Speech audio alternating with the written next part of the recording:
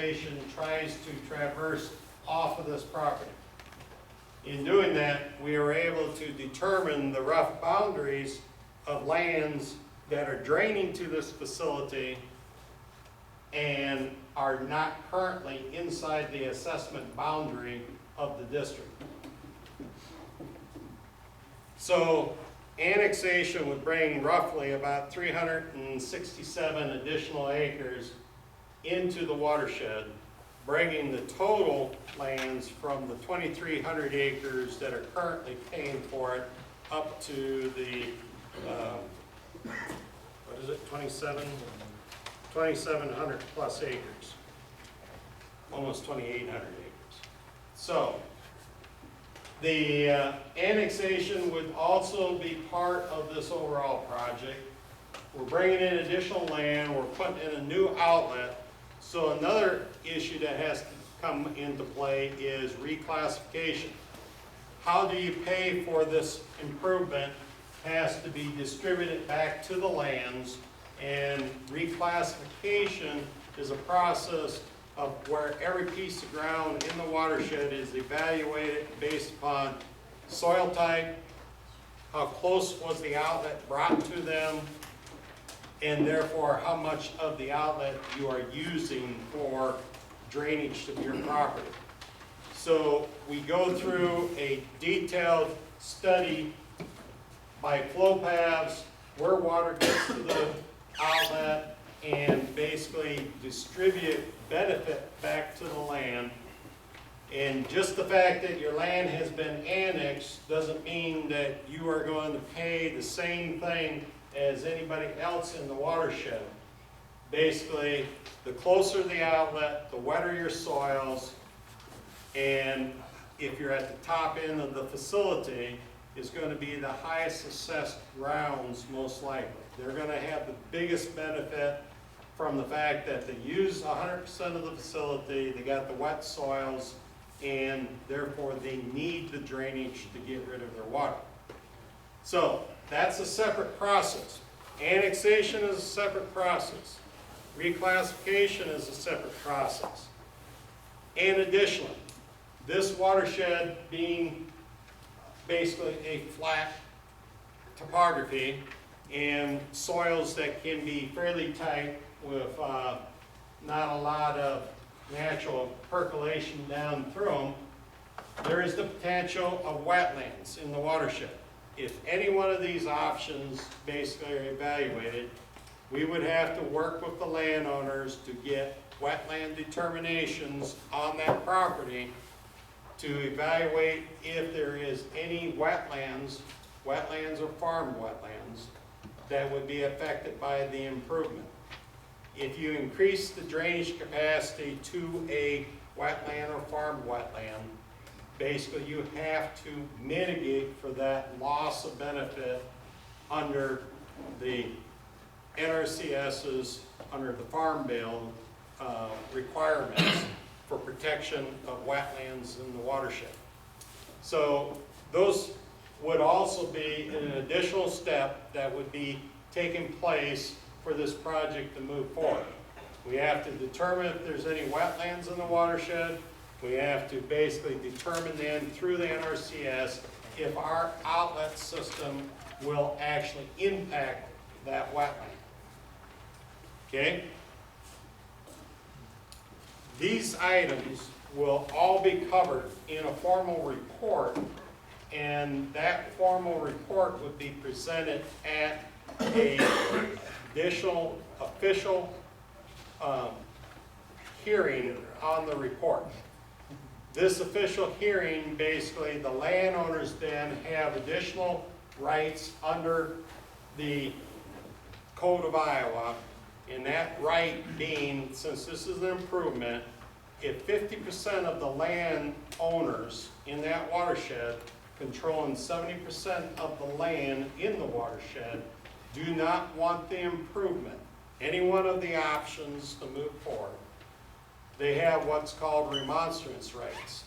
Remonstrance rights basically says the majority of the landowners in the watershed do not want to pay for the improvement. And they would be able to sign a petition basically stating that we do not want this project to move forward. But it takes the majority of landowners.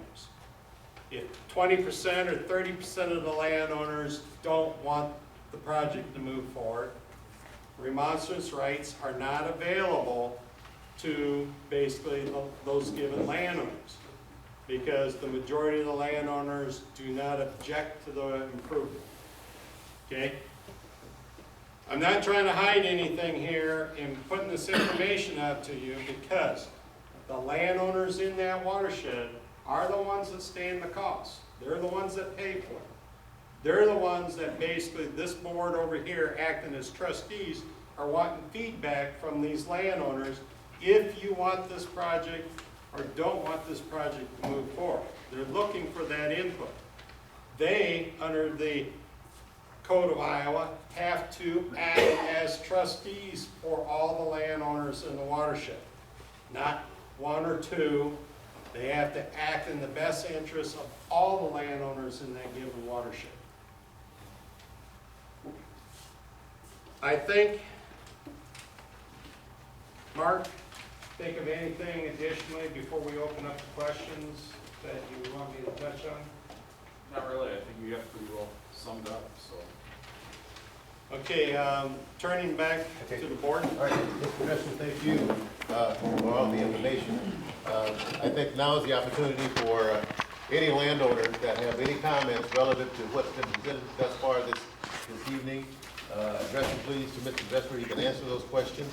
But when you stand and address yourself, the questions, would you please give me your name and say that you're the landowner in this drainage district? And after your comments, then I'm going to ask for other comments from other interested people in the audience, all right? Does that sound fair? Okay. So are there any comments from landowners? Please stand and give your name and say that you're a landowner and you're concerned about whatever.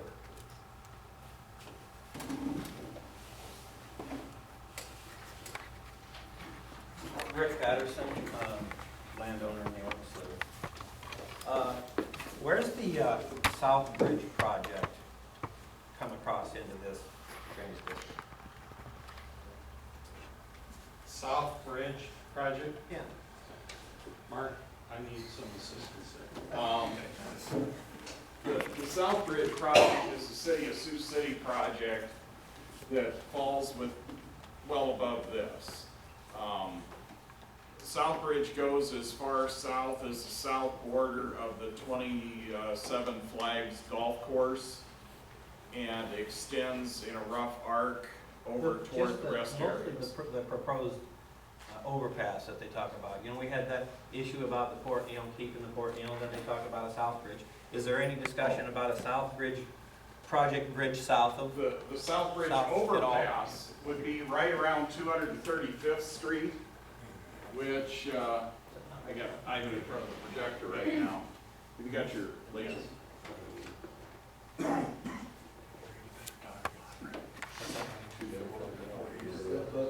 Yeah, I know the red button, I'm just counting my streets. The South Bridge interchange would roughly be right here is 235th Street. So is that a dead topic, or are they still discussing that? There has been an agreement signed between the DOT, the County Board of Supervisors, and the City of Sioux City, Sergeant Bluff, and I think Salix, to look at that. Right. And that is still a live topic. What it's called is an interchange justification report that is going to be prepared by a consultant. So the potential still exists for it to be somewhere between here and the rest area. Do they expect any commercial development around that bridge that they're proposing, that they're talking about? Will there be any commercial development made available? Rick, I think it naturally would be commercial. I do too, and my point is that you're annexing land that's in a commercial development. If we get the growth in the county that we're talking about, that we want, right? So all of a sudden you have that entire area that if you put in a new overpass, you want growth. And that's now going to drain into Browns Lake, correct? That would be correct. It currently physically drains that direction now. Okay, and then the mega site. Where's the mega site on that map? that they talk about the 1,000-acre mega site. Rick, we don't have any idea where that mega site is right now. That's still in its formulations. We're still, as you know, we hired the McClure firm about a month ago to look at the I-29 corridor and work with the various entities down here on that project, but Just we being- really don't have any solid evidence on where that mega site could be in this area. Okay, well, if it's on the Port Neal, if it adjoins the Port Neal Road, like where my property is, and the supervisors has requested that my property be in that urban renewal area, we have a new overpass there, or where it's gonna be in, and we hope to have it commercially developed. You know, when I talk to people, they talk like the mega site had been discussed in being from the Port Neal Road north, west of the interstate, and east of, I don't know what the name of that road is, the north-south road that's out there by the T intersection.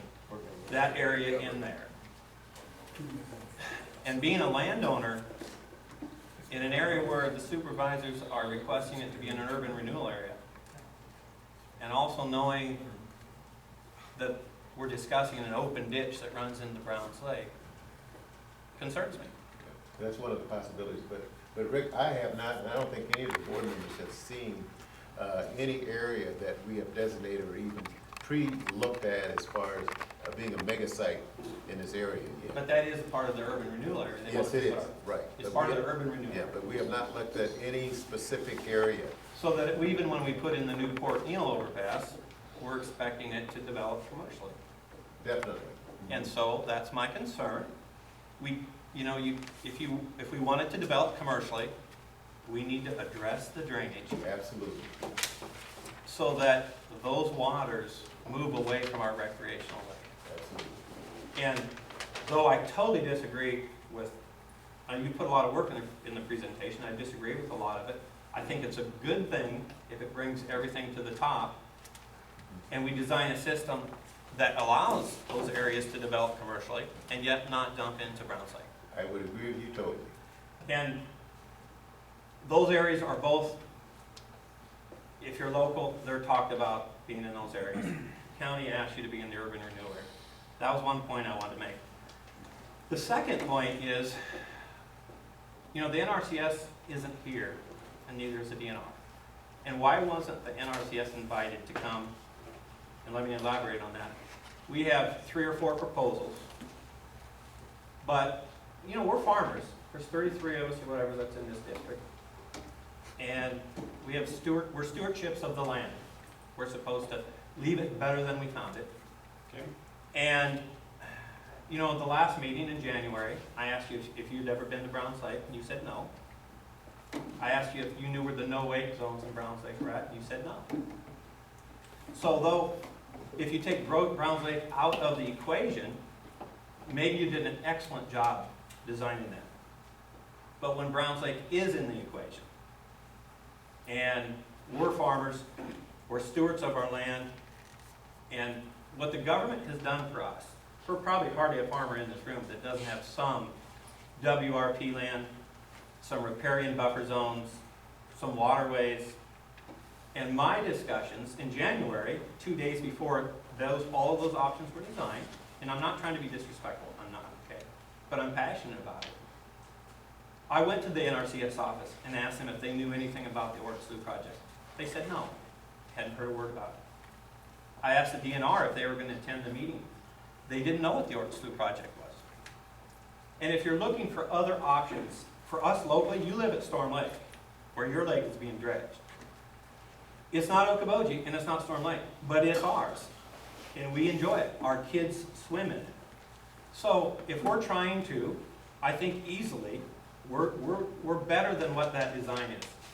We can easily use the experts in their area, the NRCS, who I talked to this morning about it, and the DNR, which I've talked to several times about it.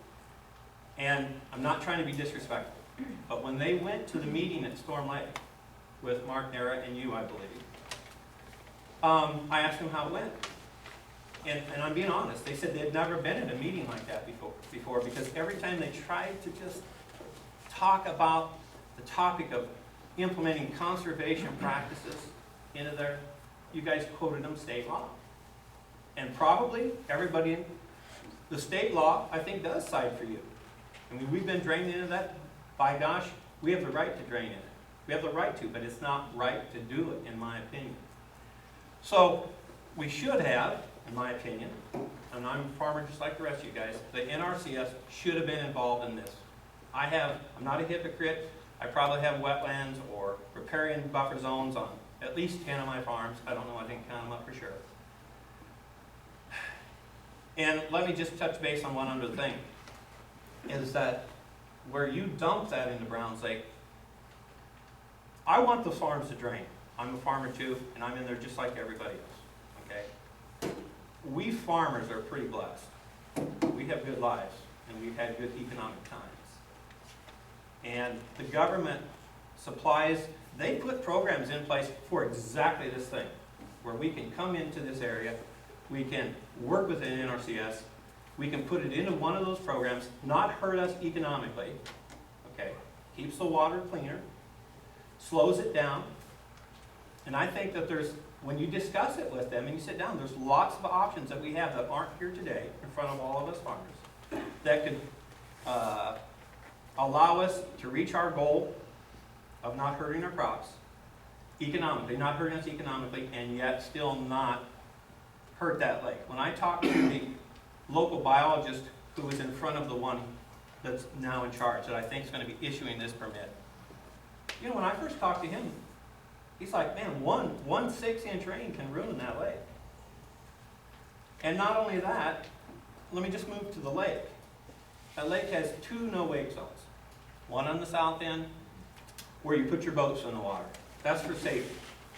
Then you go to the north end, about where that tile dumps in, where that ditch is designed to dump into. And that's a no-wake zone that if you're there with your family on that lake, and you want to go fishing or you want to go swimming, that's where you go to. Because that lake, especially that lake, is long and narrow. So the skiers, jet skiers, they use that long, narrow area. And that no-wake zone is to say, wait a second, no, you don't get to go in there. That's where the families or whoever wants to fish or whatever, that's their area. That's their area. It's a safety area. That's what it's about. It's safety. Well, that ditch is going to dump in there, right there, and you're going to accelerate that water. It's something as simple as this. If you take a glass of water and put some dirt in it and stir it, and you drink it, you're going to drink dirt. But if you set it on the table, when you get back from work at night, a lot of it's settled to the bottom. So accelerating it with only one reason, to meet the new codes. I'm a farmer. Excuse me, I don't agree with the fact that that water isn't going to hold huge contaminations. And it'd be a crime if you're wrong. How do we fix that? So when I talked to the DNR and I said, okay, what other options do we have? I talked to Doug Chapin. I got in a car with him. We drove around. And I've said it before, and I talked to Mark Munson about it again the other day. You know, if you can slow down some of that water, if you can move that water from the interstate west into the industrial area, this is a perfect time for us to address this industrial area. And that water, I shot it. I hired an engineer to shoot it. And that water, if you bring up LiDAR, I can show you where the high spots are. Can I show them that? I don't have LiDAR that's You gonna just cover. had it up on there. You just had it on there. Yeah, but I don't, it's not gonna cover over far enough probably to where you. Yes, are. it is. Can I walk up there? Do you care? I will ask them. You care if I walk up there and point it Go out? ahead. Okay. You gave us the LiDAR map in January. And I'm not trying to be disrespectful. I just don't want the lake right. When you look at the LiDAR, this area that you're talking about annexing in, that water, you can see a lot of that water does run that way. But when you look at LiDAR here, from about this point here, and that's where that big bird is nesting on that electrical tower, that's about where that is. That's about the high point right in there. And then it runs west. And when the engineer that I hired shot it, you know, we're talking about a foot of driveways, like a 1080. The inlet where it already runs, this water that runs west already runs under the interstate. We didn't know that in January. We didn't even know that. So we went and we looked at it, that water runs west. Now, after talking to Mark, he said Mid-America doesn't want anything to do with that water going in That's what I understand. there. Okay. I never have seen a plan that was presented to them, especially for the fact was, when did we ask them if we wanted all of this water to run in there? Or did we just want the stuff west of the interstate that we hope to develop commercially? Could it run west? I don't know how that was presented to Mid-America. But when you talk to Doug Chapa from the DNR, and you can be a big help on this, it can be split up, it can be a different options. This water could come this way, and it hits that key intersection right there. And this is where it runs underneath the railroad tracks to get into that lake. But it also falls this direction. And you know it does, because here, the water runs from here into Browns Lake, and you're gonna cut through the high bank. So, I mean, I don't know how high the bank it is, I don't know how deep that cut's supposed to be. They cut, well, Through the high bank. it would go down to the same elevation as what the current outlet goes down to. So how that's- deep? A 10 foot, 12, 14 foot No, cut? that's right at about 11 feet. 11 feet. Well, when you run this way and you come all the way around here, this is where Mid-America dumps the water in the lake already, down at that south end. Well, but it's flat there. We don't have to cut any ditches. It can run through, Doug Chapa looked at it, he said it can run through all of the natural CRP ground that's already there. And the best thing about that idea is that, sir,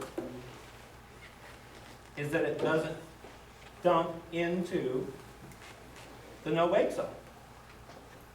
And it puts it into the west side of the lake, because the water has to go someplace. If it can't go into Mid-America, into the river, then at least put it in an area where we don't swim, where we don't, you know, it's probably, I don't know, you can look at that, a half a mile, 3/4 of a mile that it has a chance for those sediments to settle out. The DNR has been hands-off. You asked him to write down Doug Chapa's name.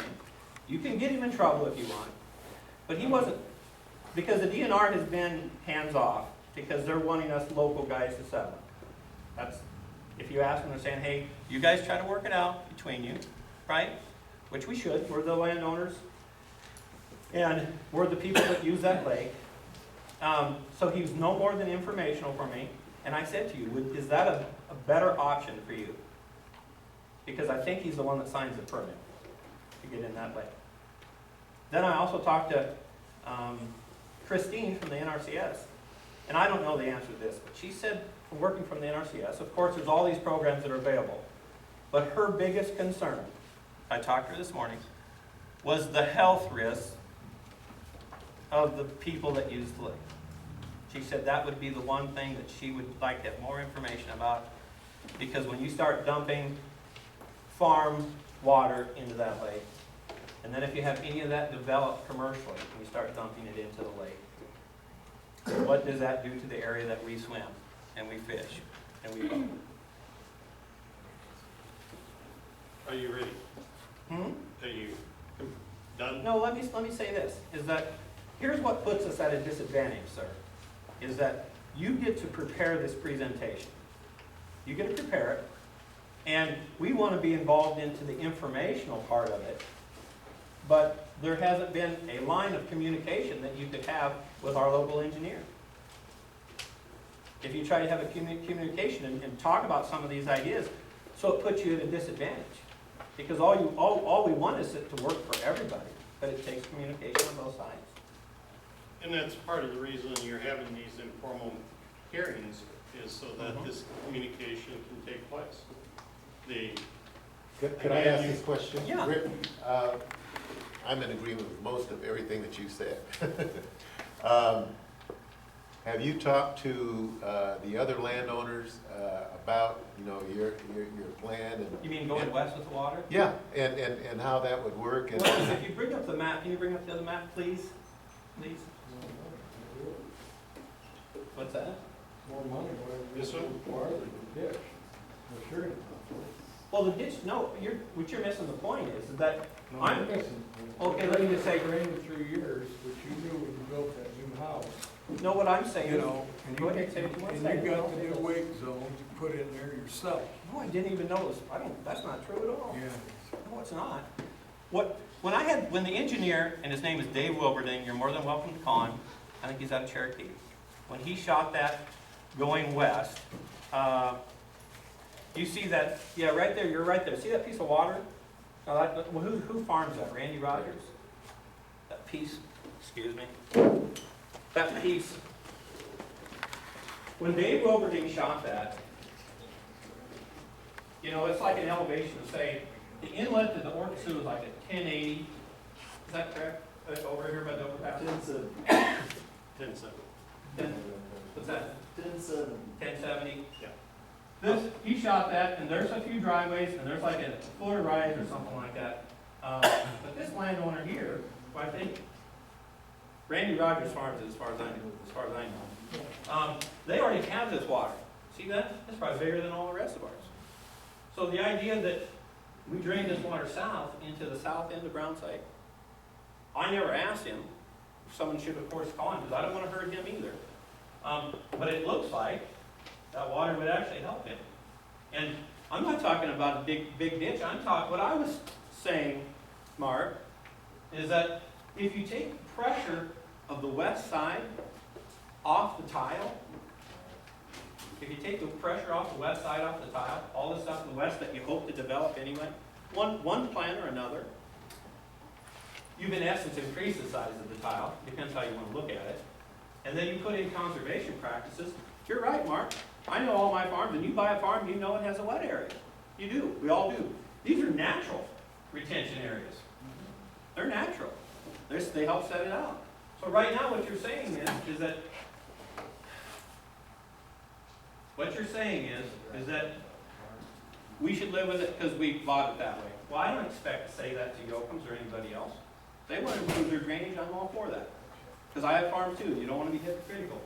I'm just saying that the NRCF should be here to see if there's other solutions to that problem, rather than dumping all of the water off of 2,700 acres in 2 days into the lake.